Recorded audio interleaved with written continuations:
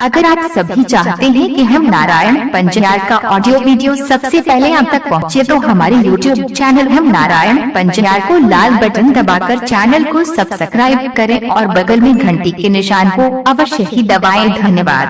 HNB entertainment की शानदार प्रस्तुति।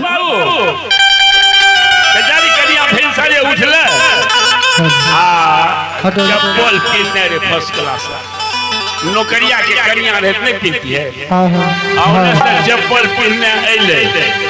सब पीत बर्तन रख दे अब मोल मोल के रख दे और चप्पल पहनने लाले चौका लगा दे और चौका लगा के जब हम चढ़ल गए ना तो चप्पल नहीं खोल तो जवान रहे बुढ़ियार के रहे जे चप्पल कीजिए। भगवान विष्णु के पूजा होय छे। जखन बेटी पुतौ दाय माय लोग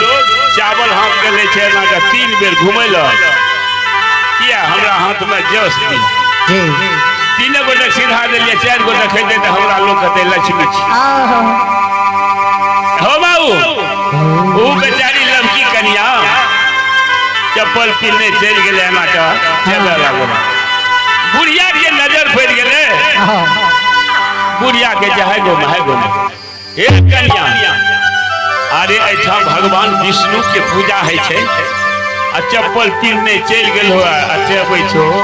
नहीं नहीं बोला केन घर की बेटी छिया कन्या घोग दर देना के बुढ़िया गए तय के ले चल के तारा मां बाप दल कर जे पिनबो बुढ़िया के छाती में मुका मारे जी कहो बाप अरे ये बेटा लड़की की करलिए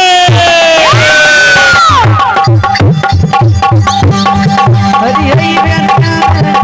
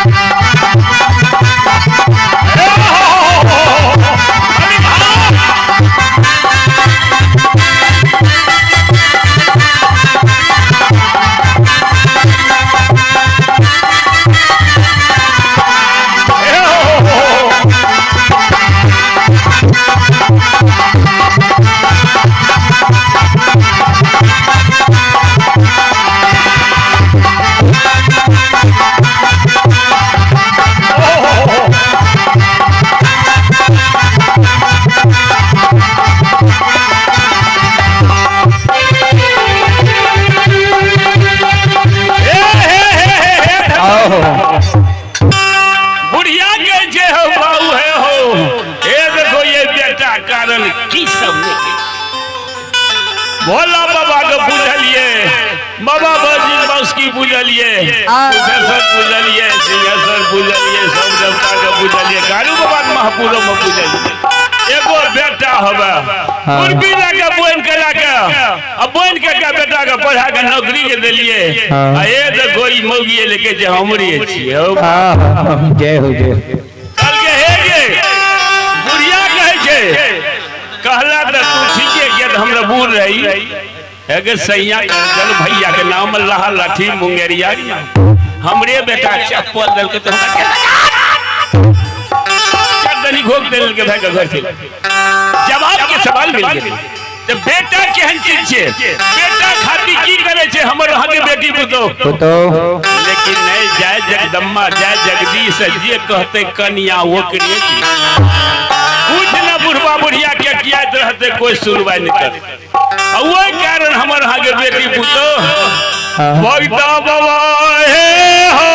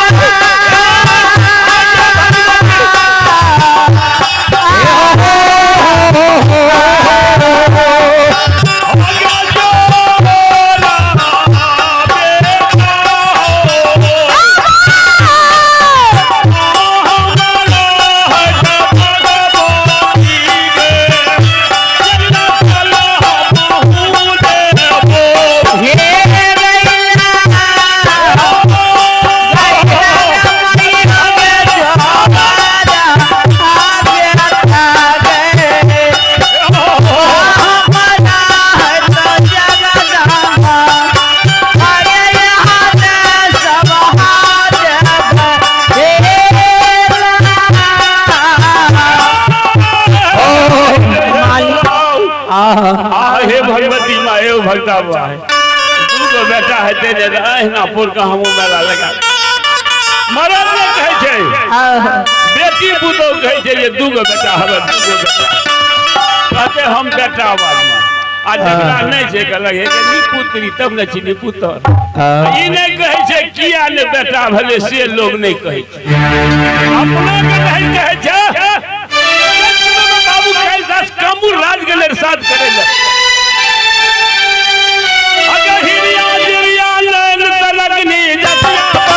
बतिया धाम सबसे छोड़ दो ना कुल मंत्री सबके शादी बियाह जब भेल हमर जोग भर कते न मिलला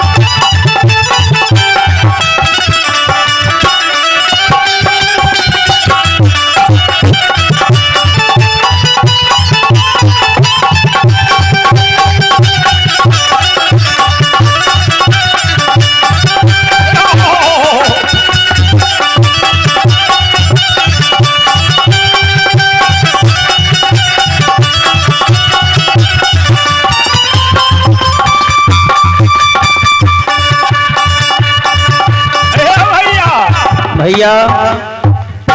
कामुर कमुच्छा बाबू कैलदास गले रे जसिया बसिया धामिन के देखे 5 बहिन हिरिया गिरिया नैन तरकनी सब से छोड़ दऊ ना कुल मंत्री सबके शादी बियाह जब भेले ओकर बोर जो कते न मिल बाबन पटारी जादू पाने सरकार उकी करे दिन का मर्द का भेड़ा सुगा बना कर रखे और रात का मनुष्य बना कर जीवा पचीसी खेली सब बहन बाबू कैलदास कर ले कामुर साथ करे ले तो वो 5 बहन के जानकारी भागले अब धा दुलरुआ आब रहले या कामुर के साथ चारों बहन कहल के ये बहन बड़ा महान पुरुष आब रहल छे कामुर फटकी के जे बाबन पटारी जादू रहे कल के हे गे तोरार के न वो एतबा तक के जीव अगलंदा के हम परव बाबन पटारी जादू में बोन के ई रह गेले वहा गौरव सब बहिन एकदम तैयारी एकरा घर चलन चौका छीटे निपैया सरकार फर्स्ट क्लास से भर बिछावन के बाबू कैलदास ने राखई जब बाबू कैलदास जो कामुर राज पहुंचल चारों बहिन धमनिया भर पांच पकड़ के यादर का भवन लाग गया हो चारों बहिन मग्न भाई जो लब लगे थारी लबल के और गुरु बाबा के चरण पठा रही है अब बहुत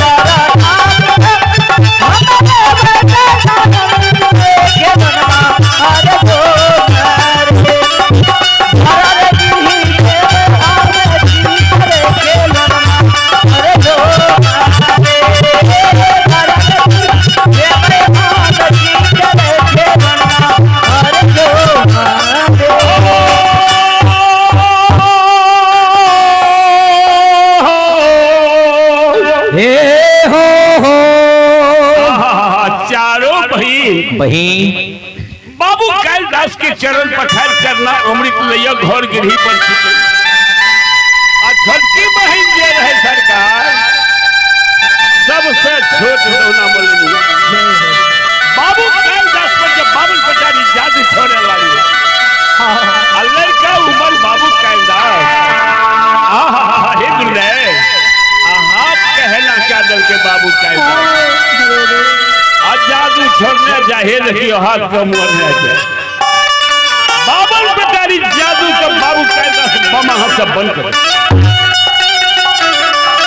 जब ये को जादू नहीं बदले लौटी आ गया लौटा का है कन्हैया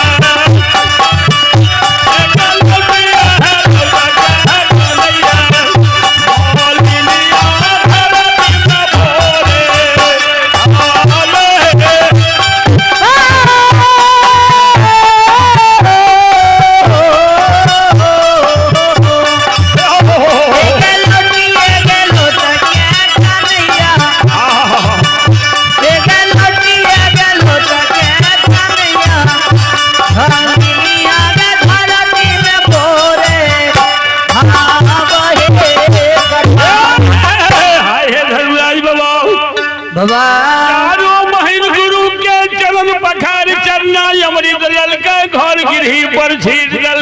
आ गुरु बाबा के आ तेल फुले लगा के चरण पखारैया चरण के सेवा करैया